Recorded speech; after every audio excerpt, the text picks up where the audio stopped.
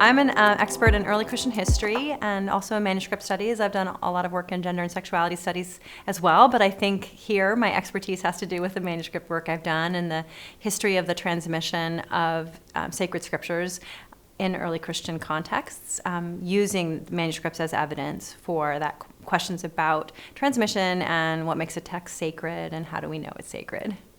Well, I knew some of the members of the team, not all of them, and I have a great respect for their work and admiration for what they've already contributed. And I also love to work and think about paratexts and how they interact with texts and what they can tell us about how people have engaged with texts and thought about them and invested those texts with new kinds of meanings over time. So the project suited my research questions, and I wanted the opportunity to find out what happens in other traditions that I'm less familiar with. I mean, I didn't know anything about the Samaritan Pentateuch until this weekend, and very little about Tibetan manuscripts. People who bring very different questions, very different vocabulary to topics that are of interest to me help me shift my gaze, and so I see and perceive my research much differently. And that's helpful because it's so easy to get stuck in a rut and only ask certain kinds of questions and be in a kind of echo chamber. So to work across disciplines, particularly,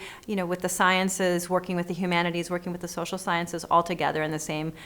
room, always brings new insights that I hadn't expected. I am excited to learn from these colleagues whose work I already admire, and I know they're going to come up with some material that I will not expect.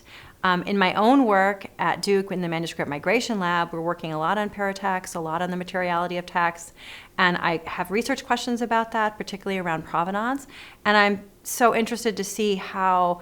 what the results that they come up with can sort of intersect with what we've been doing at Duke around provenance and manuscript migration. As a historian, I'm always interested in the actual lives that these manuscripts have touched. And there's so much information that we can gain from paratexts, but then there's also information we can learn about ourselves and how we invest meaning in not only text, but books and objects and spaces and places through our engagement with them. And I think that this project's really going to help us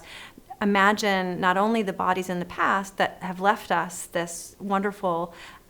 heritage of these books and objects, but also ourselves and what we value and how we can work together to come to a more open understanding of what it means to be human.